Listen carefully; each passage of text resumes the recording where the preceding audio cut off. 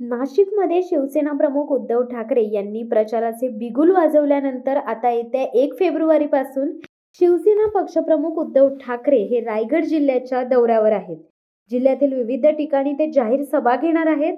अलिबाग, रोहा, पेण, माणगाव, महाड, पोलादपूर, म्हसळा अशा अनेक भागात त्यांची सभा होणार असल्याची माहिती शिवसेना उद्धव बाळासाहेब ठाकरे गटाचे जिल्हा प्रमुख अनिल नवघणे यांनी सोमवार दिनांक 29 जानेवारी रोजी म्हसळा येथे पत्रकार परिषदेमध्ये दिली.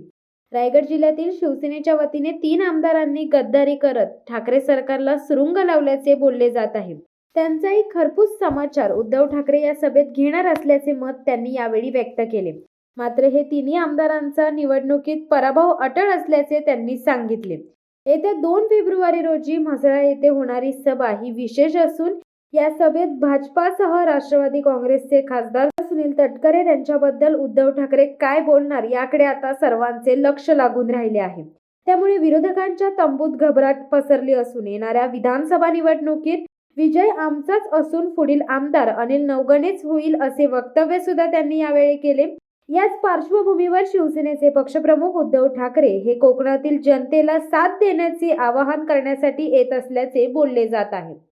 की पुन्हा एकदा उद्धव साहेबच या महाराष्ट्राचे मुख्यमंत्री व्हावे अशी प्रत्येक शिवसेनेच्या मनामध्ये असलेली भावना, या भावनेतून अखंड महाराष्ट्रात उद्धव साहेब निघालेले आहेत. त्यासाठी जो रायगड मतदारसंघ, रत्नागिरी रायगड मतदारसंघ लोकसभेचा आहे, त्यासाठी रायगड मतदारसंघातल्या 6 सभा उद्धव साहेब घेत आहेत. पहिली 1 फेब्रुवारीला पेण या ठिकाणी 11 वाजता उद्धव साहेब पेण आणि सुधागड या तालुक्याची होते. दुपारी 3 वाजता अलिबाग आणि मुरुड या तालुक्यांची सभा, चौल या ठिकाणी, एवढ्यांदा चौल या ठिकाणी उद्धव साहेबांची सभा होते.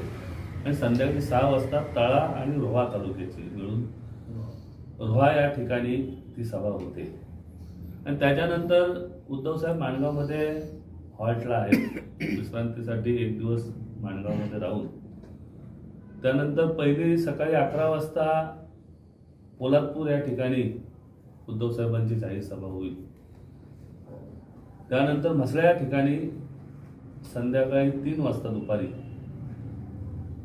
उद्धव साहेबांची सभा होईल. आणि त्यानंतर म्हसळा आणि श्रीवर्धन ही मिळून सभा होईल. आणि माणगाव आणि महाडचा काही भाग मिळून माणगावला संध्याकाळी 6 वाजता ह्या सभा होणार आहेत.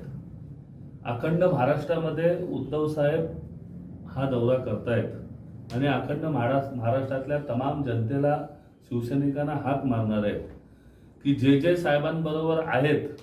आज जे काही लोक वळगाणा करतायत, जे लोक म्हणतायत की शिवसेना, उद्धव बाळासाहेब ठाकरेंची शिवसेना संपली आहे. आपण सर्वांनी बघितलं, नाशिकला परवा तुम्ही जी काही जाहीर मेळावा तिथं झाला, हजारोच्या संख्येने, जवळजवळ 50-60 हजार लोक त्या सभेला उपस्थित होते. स्वतः मीही त्या सभेला, कारण की त्याच दिवशी पक्षाचा राज्यव्यापी अधिवेशन होता आणि त्या जिल्हा प्रमुख नात्याने मी, उपजिल्हा प्रमुख, आम्ही तिथं स्वतः जातीने होतो. आणि तेव्हा ती सभा आम्हाला बघायला मिळाली. अजूनही जनता, जरी कोणी काही वळगाणा करत असेल की शिवसेना संपली, परंतु येणाऱ्या लोकसभा, येणाऱ्या विधानसभेला पुन्हा एकदा आत्तापेक्षा जास्त लोकसभेचे खासदार हे शिवसेना पक्षाचे येतील. उद्धव बाळासाहेब ठाकरे शिवसेना या पक्षाचे येतील आणि भविष्यात विधानसभेला पण सर्वाधिक जास्त उद्धव बाळासाहेब ठाकरे शिवसेना या पक्षाचेच आमदार येतील ही 100% आम्हाला खात्री आहे.